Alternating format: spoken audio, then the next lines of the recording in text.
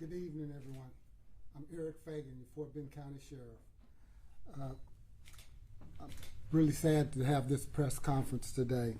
The reason for this press conference is on Saturday, January the 13th, approximately around 6:52, Fort Bend County Sheriff's deputy responded to the 1700 block of Crane Lane in Richmond.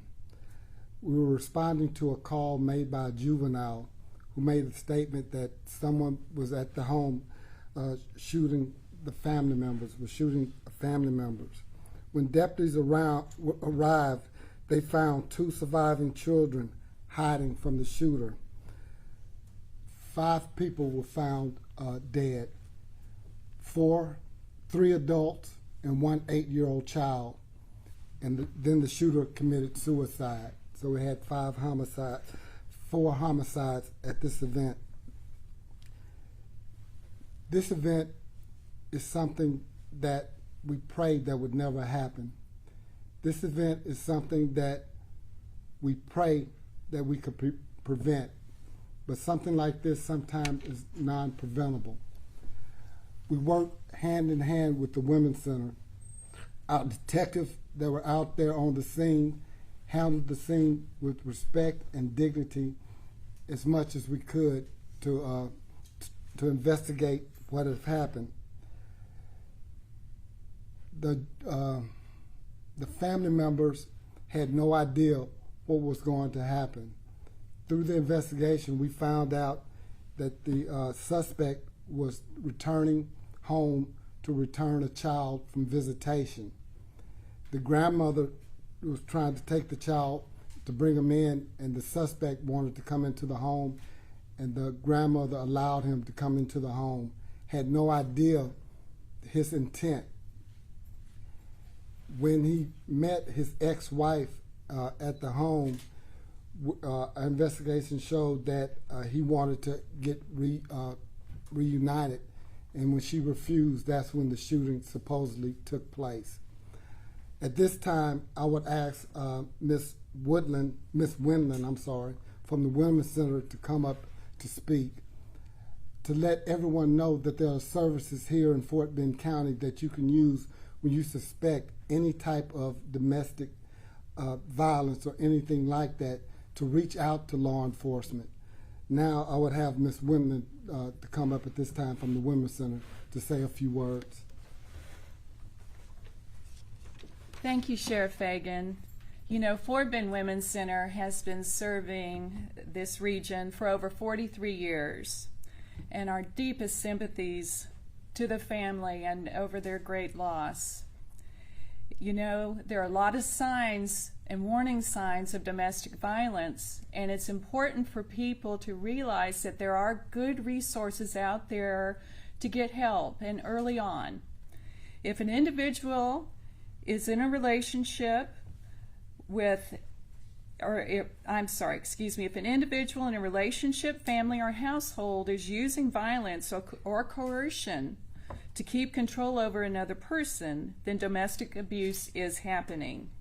Some of the signs of abuse to watch out for: when someone is acting in a controlling fashion, they're controlling where you go and who you see, or is discouraging you from seeing friends or family members. If they're taking your money or refusing you to give you money for necessary expenses, if they're looking at you or acting in ways that scare you, if you are experiencing emotional abuse at various levels, or threatening behavior, of course, or any signs showing violence or attempted violence or thoughts of violence. The Women's Center provides numerous services to help victims with safety planning and to help them exit the situation. We have an emergency shelter, we have counseling, legal assistance, and many other services for survivors to become independent and free of this kind of abuse. Our emergency hotline is the first step to gain information on how to get help. Anyone who is a victim, or anyone who thinks they might be experiencing domestic violence, or if you are a friend of someone that you're concerned about, we encourage you to call our emergency hotline. It's the first step to get information on how to get help. Anyone who is a victim or wants to assist a victim are welcome to call us at 281-342-4357 24 hours a day, 7 days a week for assistance. Or you can even email us at help@fbwc.org. And you can also receive information via our confidential online chat at our website at fbwc.org. And obviously, our relationship with the first responders and the sheriff's department are critical in helping these survivors receive the support they need. And if you are in immediate danger, of course, call 911. But I think they will share the hotline number again. And all of our services are free, and we serve men, women, children, anyone who is experiencing this kind of violence. Thank you.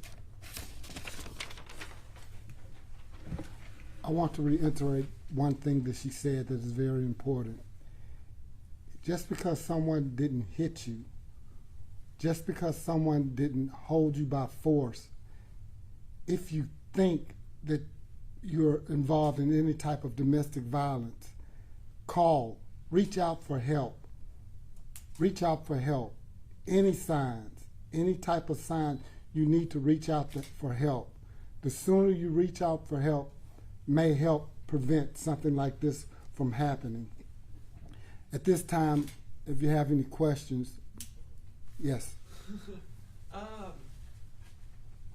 you break down in a little bit more detail the ages of everybody involved in this and The adults were between the ages of 40 and 45, and the young child was, I believe, 8 years old.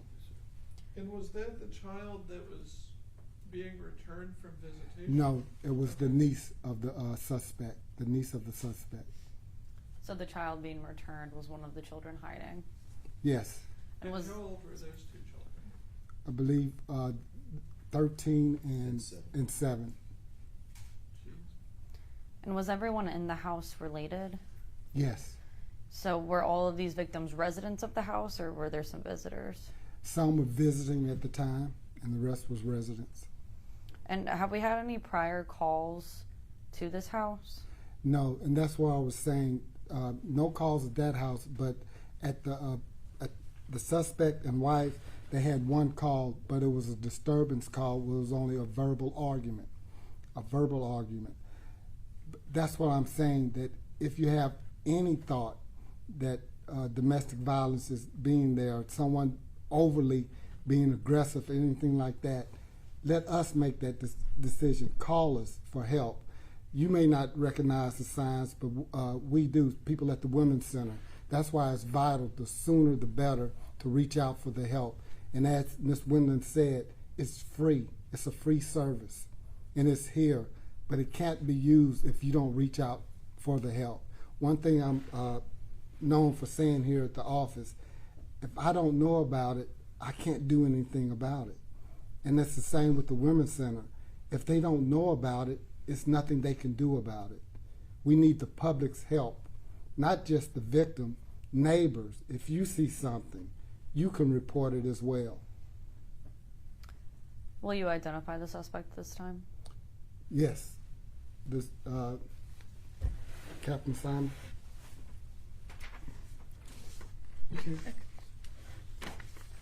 The suspect is 46-year-old Ulrich Alfonso Barrett.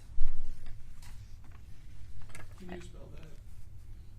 A-L-R-I-C-K, Alfonso, A-L-P-H-A-N-S-O, Barrett, B-A-R-R-E-T-T.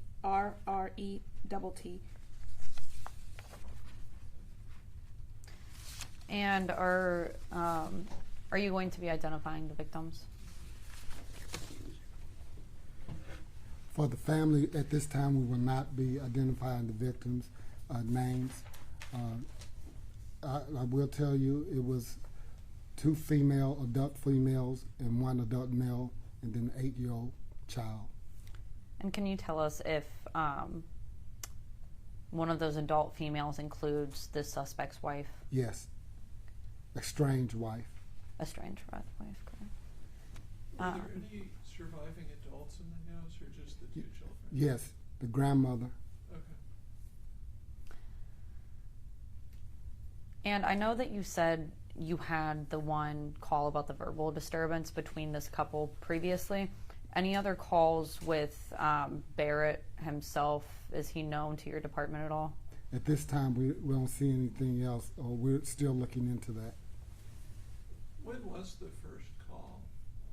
About 6:45, No, I mean 6:52. Yes, the verbal disturbance that you all got a call about previously.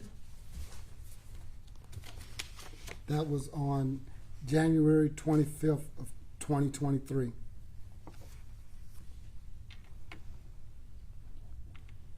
How long did it take deputies from when the call came in to when they first arrived? What was At the residence? at the residence, Yeah. I believe they made it there within minutes. It had already taken place, so I can get you the time a little bit later, but it was minute, but it wouldn't have made any difference. It already had happened. Sheriff, can you talk about domestic violence cases from last year? Yes, right now in Fort Bend County,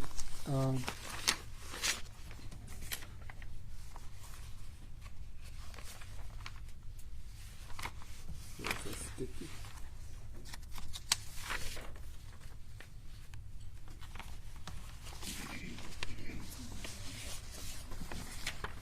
I can speak to many people, sir. Yeah.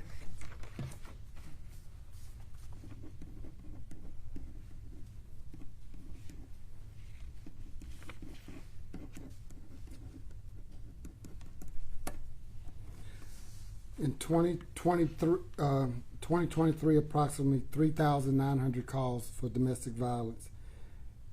In 2024, as of to date, 160. Domestic violence is a crime that is sometimes underreported, and that's was one of my campaign pledges to address domestic violence. It's one of the most unreported crimes out there, because sometimes because of embarrassment, or sometimes because of they're afraid to reach out to law enforcement or the culture of the family. We have to stop that stigma. We have to stop that stigma to save lives and to save individuals. This type of crime, it affects the whole family for generations, and not just the family, but the community as well. I believe Ms. Wimman wanted to talk about some numbers with our agency as well. Just to give you perspective, last year in 2023, we served over 2,300 survivors. That includes men, women, and children. About 40% of those are children who have received services from us as well. And we saw about a 5% increase. And those are just the folks who came and received services from us. Our emergency hotline receives, on average, over 10,000 calls a year. And that can be anything from just, innocent inquiries to people who are in immediate danger. So we have seen an increase in the numbers of folks we're serving. And I know you said You have a question for her? Yeah, I mean, I was gonna say, do you think that has there been an increase in domestic violence locally, or are people getting better at calling and reporting these things, or is it a combination of both? That's a really great question, and I think it's a combination probably of both. And of course, post-COVID, we had some strange dynamics during COVID in that our calls actually initially went down because the victim or survivor was pretty much trapped there with their abuser in their home. So the numbers were a little odd, over 2020 and 2021, but yes, we have seen an increase. And we continue to expand our services, but unfortunately we have most of the time waiting lists because the demand is so great. I know you said the grandmother survived. Is that suspect's mother or No, the wife's mother? victim's mother. And are the children in family custody? Or At this time, they are. Yes. Sheriff, can Captain Simons talk about our victim services we have here at Fort Bend County Sheriff's Yes. Office? And what we offer? Here at the Fort Bend County Sheriff's Office, we have a victim liaison that if there's family violence or victims of any kind of criminal offense, if you're a victim of a criminal offense, then they go ahead and make contact with you to gather your information, to provide any kind of services that might be needed. That could be from financial to counseling to housing and different other items that they have. Usually the victim liaison reaches out to the family and fills out some paperwork that needs to get turned into to the state, so that way they can receive compensation services.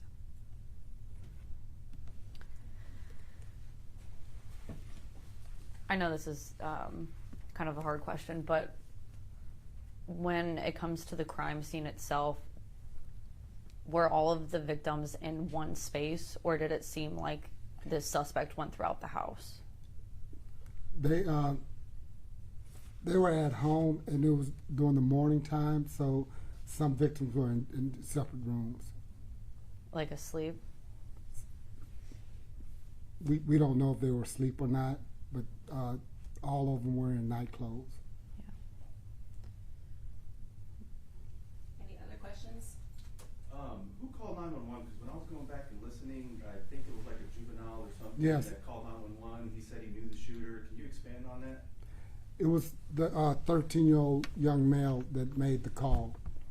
I have to commend that young man for being brave enough to pick up the phone to make that call. I know that was very difficult for him to do, but it was the 13-year-old. If that's not any more questions, we'll conclude this press conference. Thank you for coming out. Thank you. Thank you so much. Appreciate it.